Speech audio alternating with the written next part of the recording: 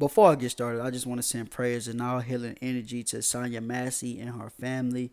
I pray that her and her family gets all the justice they deserve. I rebuke you in the name of Jesus. I truly believe these two officers were demons, and her saying that really triggered them.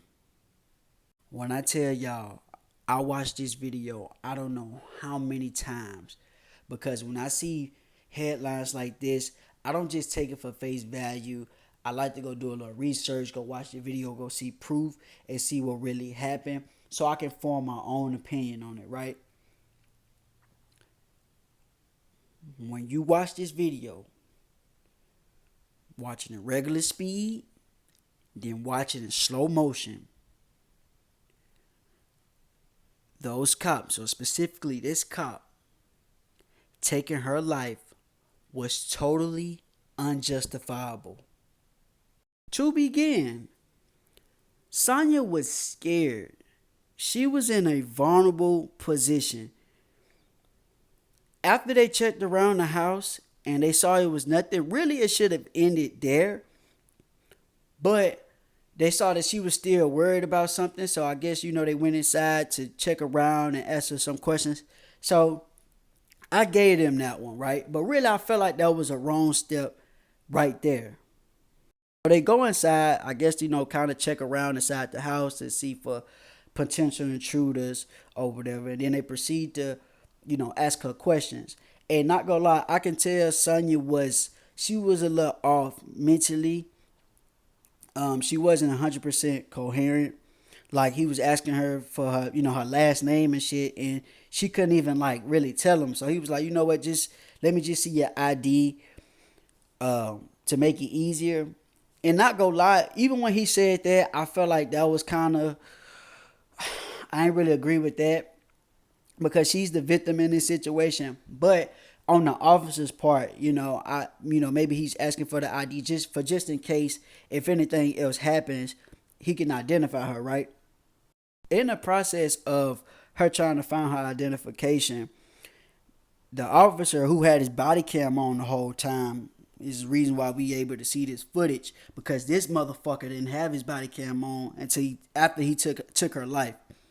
But this officer, he asks her to turn off the stove with the pot of boiling water. So she proceeds to go turn the stove off, and she's taking, and look, for the motherfuckers who was trying to justify this shit, she gets the fucking pot. She's going towards the sink so she can pour the fucking water out.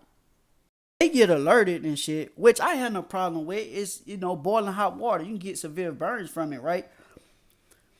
But she's at the sink with the water. She's about to pour it out. And in her mind, she thinking like, damn, they're getting all alerted and shit. I'm not about to do nothing to y'all. So that's why she made that little comment. And then she says, I rebuke you in the name of Jesus. This motherfucker goes to tell her, you better not. I'm going to shoot you in the fucking face. At that moment, I knew he made a clear decision on what he wanted to do. He was going to take this lady's life no matter what she did after he told her that. After he pulled out his gun, he told her that. When you watch the video, that pot was on that counter. She did not pick that shit up and attempt to throw it at them. That pot was on that counter. She dropped down. She said, I'm sorry. And the oven mitt is in her hand. She dropped down to cover up. This motherfucker walks up and shoots her. I guess she tried to get back up to see what was going on. And maybe she hit the pot. But that pot was on that counter. She did not try to throw that pot at those officers. But let's just say this did not happen. But let's just switch the scenario. Let's say she did pick up the pot and it looks like she's about to throw it at him.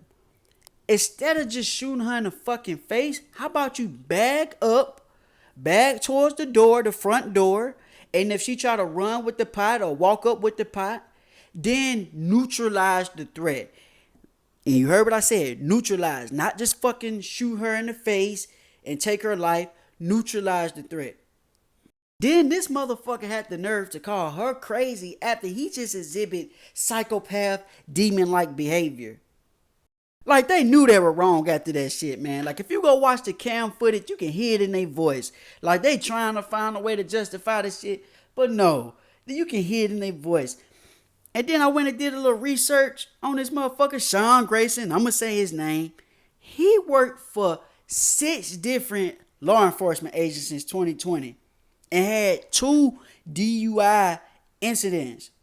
Why the fuck is this demon on the streets as an officer? Like, at this point, I don't even know what to do to put an end to this shit.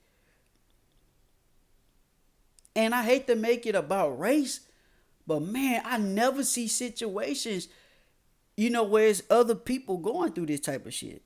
It's always us. If it happens, please put it out there, so we could be aware. Because I feel like it's just us being targeted. Justice for Sonya Massey and her family.